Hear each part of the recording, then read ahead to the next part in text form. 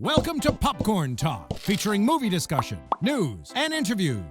Popcorn Talk, we talk movies. And now, here's Popcorn Talk's Anatomy of a Movie. What's up, everybody? Welcome back to Popcorn Talk's Anatomy of a Movie. I am your girl, Trina Dong, and of course, I am joined by the dynamic duo, Ryan and Bryant. Welcome, guys. Hello. We've got Bryant Santos. You've seen him on Quarantine with the Stars. You see him on Gay Twitter. You see him on Katie Keene. He's here with us today. Hi, Bryant. Hello. So happy to be here with you guys. Ready to talk about this because I am not usually someone who watches foreign films. Subtitles are very confusing to me, but I actually love this one and I'm excited to talk about it. Yeah. And of course, we have Ryan Nilsen, senior producer of the Popcorn Talk Network and host of Star Wars News. Yes. Hi, Ryan. Thank you. Hello. And I got my background. I'm in a field, if you can't tell right now. If you move to the left, you'll be with them. Right. If I also move to the left, my whole shoulder will disappear because it's not a fresh green screen. And this isn't Tiger King. This is Tigertail. Oh.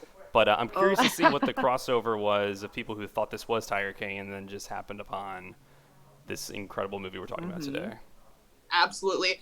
So, guys, we are indeed talking about Netflix's Tigertail today. Brian, would you like to tell us a little bit more about the film? Yes. Okay. So Tigertail, new Netflix film from director Alan Yang. This is his feature debut. He's also one of the co-creators of Master of None. It follows the life of Grover, or Pinway, who growing up in Taiwan and just how he's leaving his homeland to seek an opportunity while also sacrificing many things along the way. And in old age, trying to reconnect with his daughter. It's a story of sacrifice, acceptance, and the idea that our parents had lives before they had us. And you can forget that sometimes. Totally. So true.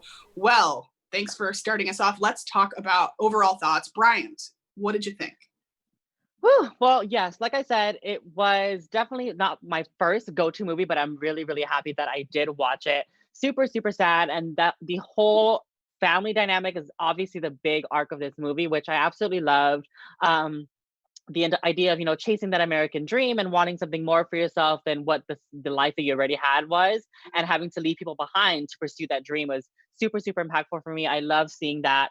The acting was great because I'm going to get to my topic, which is the terrible parenting, which is, I know it's definitely a cultural difference. I've seen it, growing up on Guam, I've seen that as well. So I do know that it's a real thing out there. So the acting was definitely great. And the fact that it portrayed it really well, because that really does happen out there. So I definitely want to talk about all of that. Can't wait to get into the movie with you guys. High praise. I also really, really love this movie.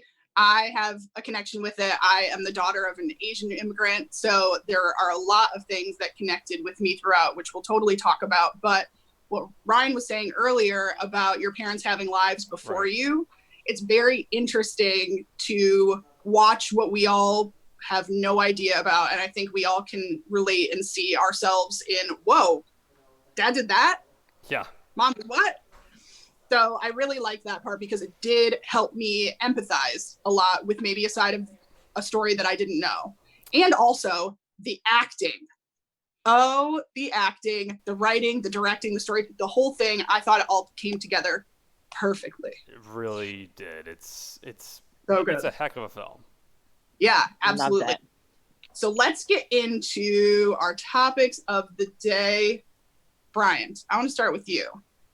Yes. The parenting. First of all, I love that you went with it. You're not used to subtitles. I love that you stuck in there and you really made a choice to focus and watch the movie, because I know a lot of times, I'm totally guilty of it too. If something is hurting my eyes sometimes, I'll just give up. But I really, really love that you held it in there for this one. So I want to talk about parenting and what you got from that side of the story. So let's do it. Yes, let's do it. But 100% agree. I love that I stuck around for this, and I'm used to, like I mentioned, just being on my phone, kind of not paying attention. But with subtitled films, you have to really pay attention or you can miss something big that happened. So happy that I stuck it out. And I told you this before, I was here for the cute guy. I stayed along for that. So we love a young Grover, very, very cute, great actor. So can't wait to talk about all that. But I want to talk about, more importantly, the parenting.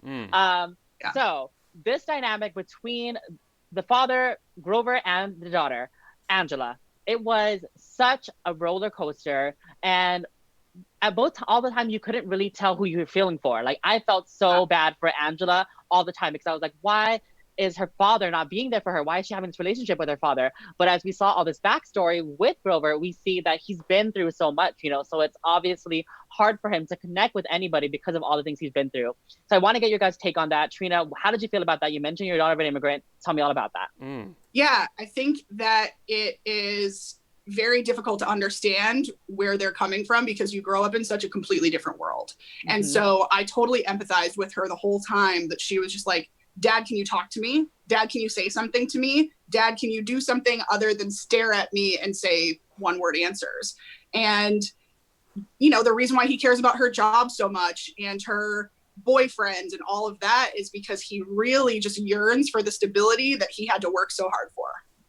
And she is having a hard time understanding where he's coming from because it's not an emotional place. For him, it's just like, I don't want you to have to go through what I went through. And I was able to see something like that for the first time through him. That's something that I always had a problem with because I was like, can everything just be okay sometimes?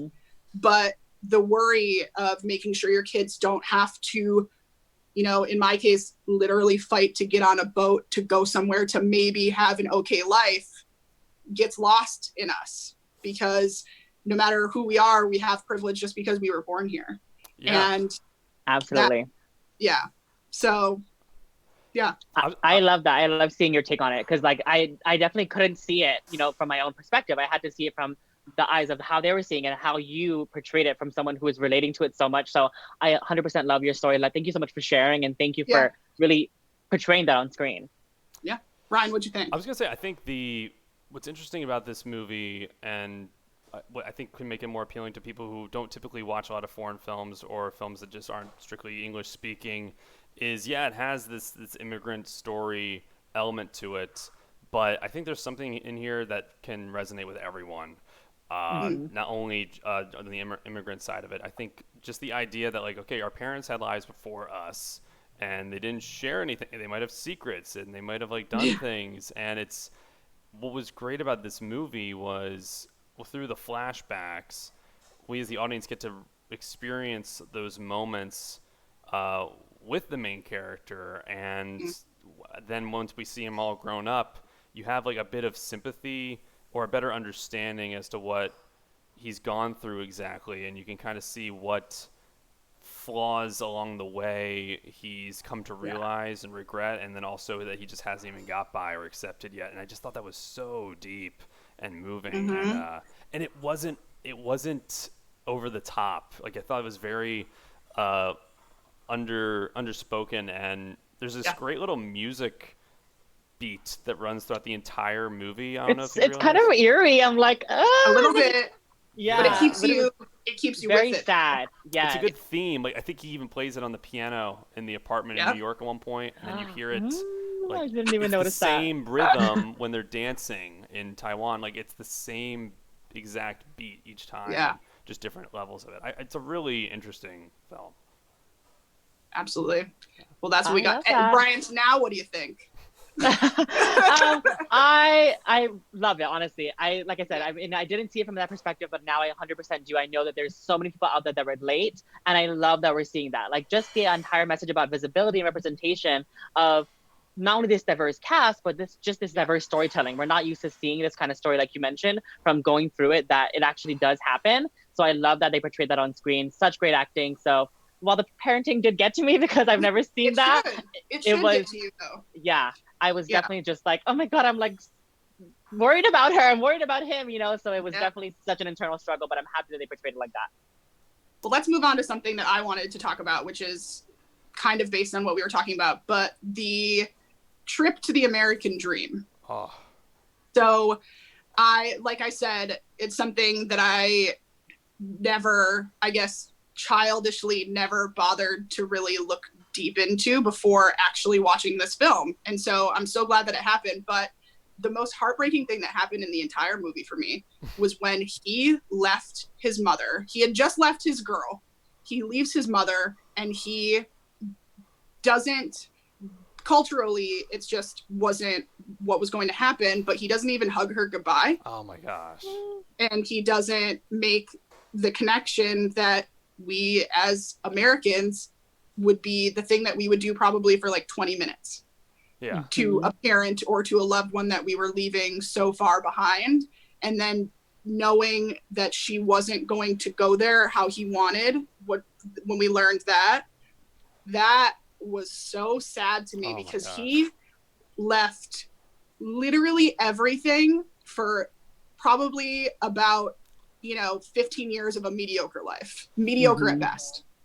Yeah, and it's that sacrifice of, that's a theme in this movie as well, is it's sweet that he's willing to go to America, and the goal is to provide and to just feel this opportunity. Because when he's working in that factory with his mom, and there's that near accident, like she almost hurts her hand. That I was so scared. I had to pause. I was like, oh my god. Even I was like, we need to get her out of there. Like, she can't. Yeah. Like, I would have probably done the same thing. And it was that compromise of him deciding, okay, it's a very mature decision of him to make. Like, I'm going to forget about this girl, which we'll get into a little later.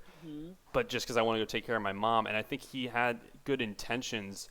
It just wasn't thought out the complete full way. Like, he didn't flesh out that idea enough, and didn't really talk about it enough with her. And wow, like it's like a tragic moment while also being really sweet. But yeah, I felt that when he didn't hug her goodbye. Yeah, I would raise another question too. Would you guys think that maybe he was also coming from a place where he wasn't thinking this wasn't going to be goodbye, like forever? Because he had the intention of bringing her out there with him. So of course we found out that he didn't, but maybe he was kind of not making it a moment, because he was kind of like, okay, we'll get there eventually. I know I'm gonna have to work for it, but we'll see each other again. Unfortunately, it didn't happen. But for when I watched it, that's kind of what I got as well. Like, he definitely was the cultural aspect of not wanting to like make it too emotional, but I feel like he was also kind of saying like, it's okay, we'll like see each other again. Yeah. Yeah, his goal. Yeah, I'm not sure he never ever saw her again. But we don't know. We know that the funeral happened, but we don't know the in-betweens. I would assume that since he made a good life for himself eventually, that he did go back and see her, because he accused his daughter of not going to visit her enough. Yeah. So I think he probably saw her again. We're just talking about all of his years of growth were not seen by her. Sure. And it makes things so distant. So yeah, I mean, you could be absolutely right. Of course, we think of it, you'd want to hug your loved one or say things to them or what have you, but you're right. Maybe he was just like, I'm going to see you in a couple of months, so this will be okay. I don't know. Well, I think he definitely thought that, because when the movie opens, it's this background I got right here of him running, and he's staying with his grandparents. And we learn his dad died when he was 1 year old. Like, he never knew his dad. But his mom worked for a number of years just to try and so that she could take care of him at their place. Right. So I think he was trying to pay that forward, and now I'm going to go away and make some money, make a living for myself, and I'll bring you in. It's just, there are all these caveats. I don't think he realized, like, oh, he's got to go with the boss's daughter, this girl he like clearly does not have a connection with, and he's making that sacrifice. I just don't. I think it was great intentions, but I don't know if it was the right decision ultimately. Mm-hmm. Well, why don't we talk about that relationship quickly? Just the one that he left behind and then found later. Oh my gosh, guys! Like, Bryant, I what need do you that. This broke my heart. Yeah. Same here. Bryant, what do you think about him choosing from my perspective, a potentially better life rather than the love of your life? It's crazy because like there's so many different layers, and from like a hopeless romantic perspective, I was like heartbroken. I was like, gosh, he really loves her and he's leaving her behind. But from a career perspective, or someone who's so like I'm definitely about that whole American dream kind of lifestyle as well, about working your butt off and trying to get what you want. So at the same token, I'm like, if I have to leave behind someone that I love for this, like, it's like a toss of like, do I love this more or do I love them more? So that was obviously what he was going with going through, and I saw that so much. So it was so hard to watch. And when he didn't even like when they were having their little lunch, and he was like, "Did I see you right before I left?" And I was like, "Oh my god, no, he really did." It was so sad. But yeah, it's definitely such an internal struggle that was obviously played out. And like you said, there's something for everybody, and that's one of the biggest things that I saw in this. It's like kind of like struggle between true happiness or trying to get what you want, or like having to leave that behind. So it was really crazy to see that. Ryan? First off, this background is driving me crazy, so I'm getting really sorry about that. Yeah, no, I mean we gotta break this down. First off, the way they depict him falling in love with, forgive me, how do you pronounce the name? It's Ewan? Ewan. Mm-hmm. I mean, just falling in love with someone who brings out a complete new side of yourself, and they juxtapose that with when he has the dinner with Jinjin. And Zhen, and how it's just silent. It's not fun. Yeah. Gloomy. There's so many. There's just some great little sequences there. Very inspired by this other filmmaker, named Wong Kar-wai. He made this movie called In the Mood for Love. There is a scene in this that is like ripped right out of there, and it kind of goes into the idea of like stealing and borrowing from another filmmaker. The scene where they're dancing. And she's wearing like that luscious red, and there's like blue lights, and it's just like a beautiful. Oh my gosh, that is right out of In the Mood for Love, which is another film. Yeah, and it works so well. Like it's borrowing, but it's just there for that short amount of time that's in your head the whole rest of the movie. Seeing him that happy and having just such a great time with her.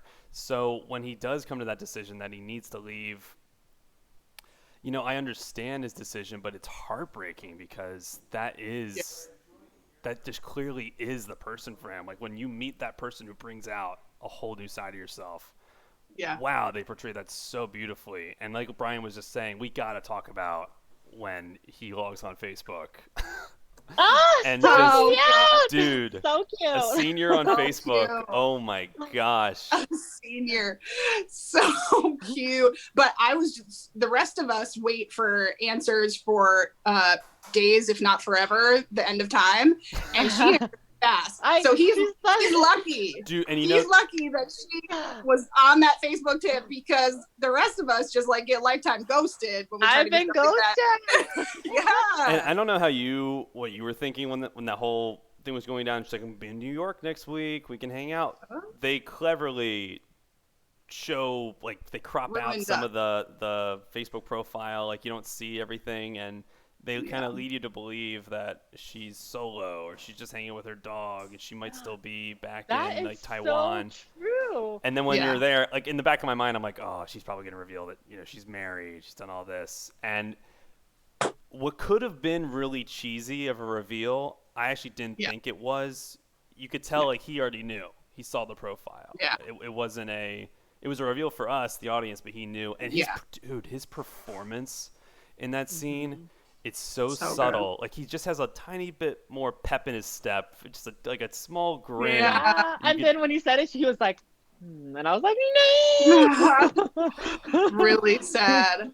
One thing I do want to mention is when we saw the for sure turning point when he changed his personality, when he was mean to his wife, when she didn't come home and there wasn't food in the fridge for him to eat.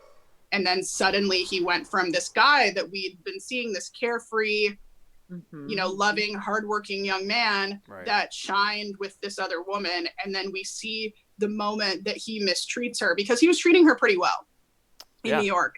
And then suddenly he kind of, he'd had enough of doing that, I guess.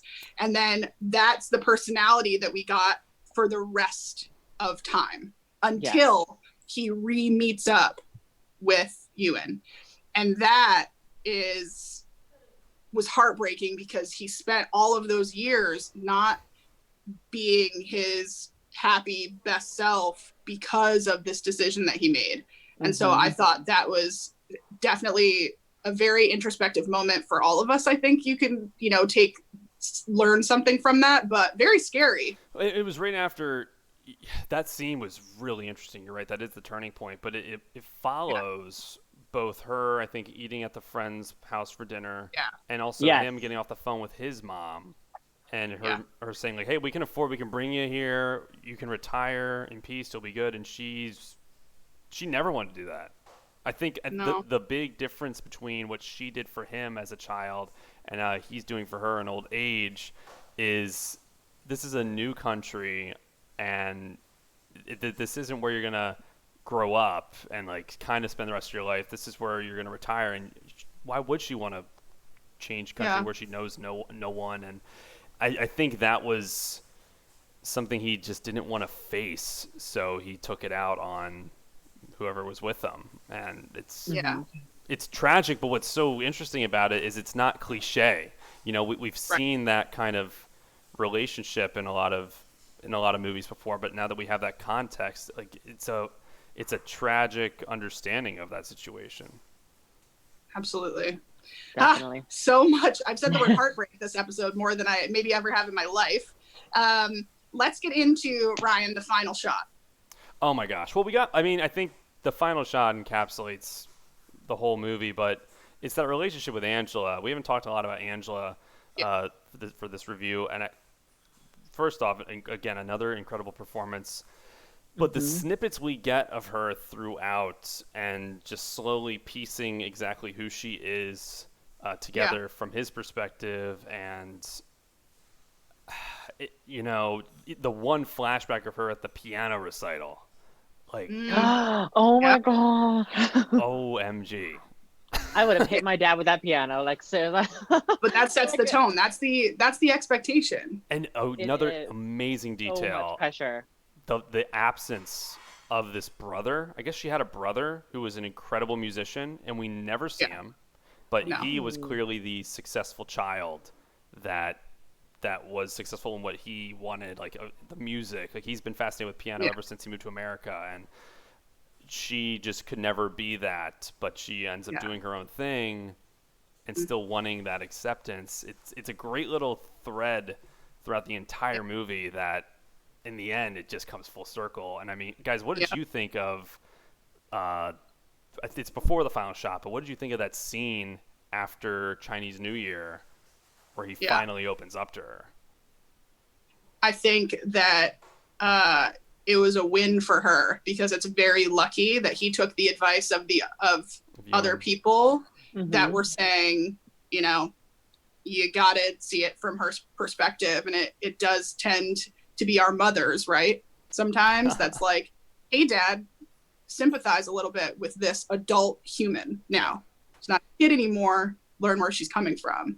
So I thought the whole ending was pretty perfect, because she got something that she's never had before and clearly deserved. And hopefully this character will prosper from that experience. Bryant, I 100% agree, and I love the way they told the story of how they're getting to know each other through the vacation to Taiwan. Yeah. Like, he's like, instead of me telling you all the years I missed out on, let me just show you, So it was so great to see that. And I was trying to figure out for the entire movie why it was called Tigertail, until it passed by and you see the subtitle where the name of the road is Tigertail, and I was like, oh, shit! Yeah. I just got chills you bringing that up right now. That it is, what a clever title. I haven't seen a movie that had such a clever title since, I think, Frances Ha, which it's a similar way they reveal that title. It carries a lot of weight. Like if they showed that title at the beginning of the movie, it would just, all right, that was what they walked on. But at the end, you realize, oh my gosh, like that was the road he walked with his mom to work at the factory. Like, oh my goodness. That whole ending montage is beautiful. And you can also infer the whole movie we just watched. He was, the voiceover was him explaining to her his life. And man, that final shot of him at the house, and it didn't look like that last time he was there.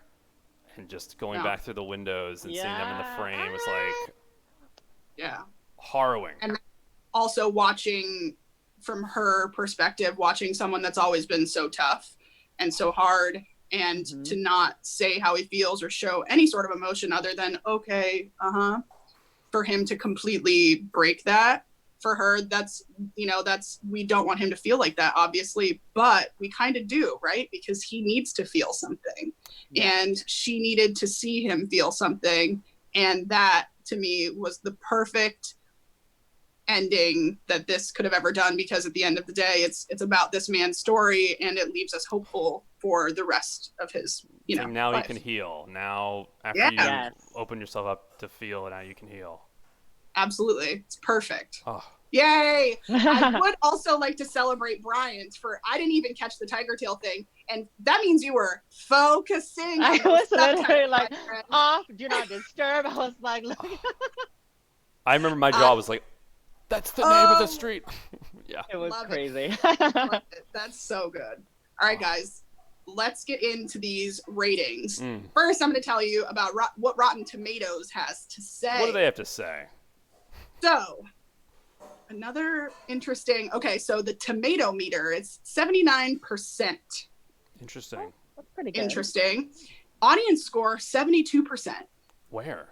Oh, and Rotten Tomatoes. Rotten Tomatoes. Interesting. But this is the worst part of it all. IMDb. I saw this. IMDb. Gosh. 6.5. Just now, okay. Just to provide some context, though, and I even pulled up the Rotten Tomatoes right here. The thing is, not many people have seen this movie. There's only 68 critics for Rotten Tomatoes and 81 user ratings, which blows my mind. Like, I am one of the users on here. Like, you can make a free account. Yeah, no, exactly. There's 81 people who have made one. That barely anyone has watched this movie. And same with IMDb, there's a couple thousand, which, it's telling. But wow. I have a hot take for this, and take it for what you will, but Asian cinema is still not watched as much as every other cinema and every other story. And we know that because there's a lot of incredible Asian filmmakers, Asian actors, American, international, wherever, that are slowly on the rise. And of course, it's so much better than even 3 years ago at this point. But these stories are not the go-to click. And it could not infuriate me more, because look what happened when y'all agreed to click. It's the best movie I've seen this year. And maybe that was because I do have a personal connection to it, but you two don't. I think you guys liked it too. You're absolutely right. I think the word needs to get out more. Again, I know I made the joke about Tiger King. I really hope that didn't impact how people can see it. I could really only see that helping people finding it, but maybe. And I also think, when things don't have movie stars, and when things don't have this, that, whatever else, people don't do the clicking. But this guy, Alan Yang, did interviews with GQ, Vanity Fair. He could not have been more exposed in the world that's maybe not watching him. And I just can't believe that the viewership is so low. So anybody watching this, please tell a friend about the movie, because these are movies, whether you're obsessed with it or not, the story is one that, unless you have, friends of immigrant from whatever country, it doesn't necessarily need to be an Asian country, but people that are going through the story, and you will be able to connect with them in a different way. So well please. Yeah, tell a friend.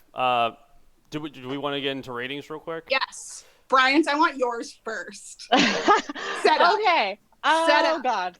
Oh, Lord. Don't take what I said into what you say, because like I said, I don't expect everyone to love this thing. I don't expect everyone to love it, but I do expect people to give movies like this a shot at all. Yes, for sure. Yes, I did really, really like it. What I would say is I don't know who I would recommend this to, because like I said, I'm happy I watched it, but I just don't know who I know that would also watch that. That makes sense. Yeah. So I would say it was definitely a 7. Okay. Because the acting was great. So that was definitely there. I connected with it so much. What I would say was lacking for me was I guess it's not supposed to be that, but I could have used a little bit more happiness. I just felt so sad the entire time, and I didn't feel like there was a payoff. It was definitely a tragic kind of movie, So definitely a 7 for me. But I 100%, like, I'll say it forever. I'm so happy that I did watch it. It was definitely something that I needed to see. And just to be, 7's a good score. Yeah, no, 7's a good score. Like, that's not bad. We all have different movie tastes. It's not about that. Yeah. It's about being able to recognize the good things in most Definitely. things. No, for sure. Yeah, I mean, 7's a good score. Personally, I think this is, Trina said it earlier, I think this is the best movie of the year so far, best movie I've seen so far this year, in a year that I think film has just been kind of handicapped where the theaters aren't open, and this is a great one available to stream right now. And I think you could say it's for everyone. I think there is a mood you need to be in to kind of watch this. I wouldn't compare it to The Notebook in terms of how sad it is, but I would say, like, if you need to feel something, like, you just get like a cry out. I didn't really cry watching this, but I definitely think if I was in a different mood, I would, because there were a few moments where I was feeling it, like I was getting chills. I would give it 9.5. I really do think that this is excellent. This is a near perfect movie. I think there were a few like pacing things that maybe threw me off here and there, but like the music, the performances, the editing. Oh my gosh, this movie is really fantastic. Trina. Yeah. Well, this movie, the style of the movie is not 100% on brand for me either. And I'm honestly impressed with myself that I could follow a more slow-paced story, because not often do I do that. But the way this film was made and just how it was shot, the acting, everything just made me want to sit there and listen. And I think that's just a giant testament to the filmmaking in general of this movie. I gave it a 9. I think it is one of the best stories, whether or not I am personally connected to it or not. It's a very new story that we're hearing in a modern tone, because these things are existing today for those characters. Although we're dealing with the past, it is something that, people are dealing with. So it's super relevant, and I loved it. Yeah, it almost leaves me speechless sometimes, because it's just a truly remarkable movie. But yeah, and I'm really curious to see what everyone else thought. If you are watching this video, please comment below. Let us know what you think. Hit that thumbs up button. Give us a review on iTunes. We will shout you out on air in a future review. Absolutely. Thank you so much for tuning in, everybody. Bryant, where can everyone find you? Yay! You can find me on Instagram, Twitter, YouTube, and TikTok at @Santos, and on AfterBuzz TV's Quarantine with the Stars. Yeah. Ryan Nilsen. You can find me at Ryan Nilsen on Twitter, RYNILSEN, and I'm Ryan Nilsen _ on Instagram. And Star Wars news every Thursday, 4 p.m. on this network, the Popcorn Talk Network. Trina. Perfect. Y'all can find me at Hey Trina Dong on Twitter and Instagram. And I'm new to the TikTok game, so follow me at Trina Dong. Thank you guys so much for tuning in to another episode of Anatomy of a Movie. Please tune in for our next one coming up soon. See you then. Bye. From producers Maria Menounos, Kevin Undergaro, and the entire Popcorn Talk Network, we would like to thank you for tuning in. For questions or comments, be sure to visit popcorntalk.com. I'm Sir Richard Wentworth, and this has been a presentation of the Popcorn Talk Network.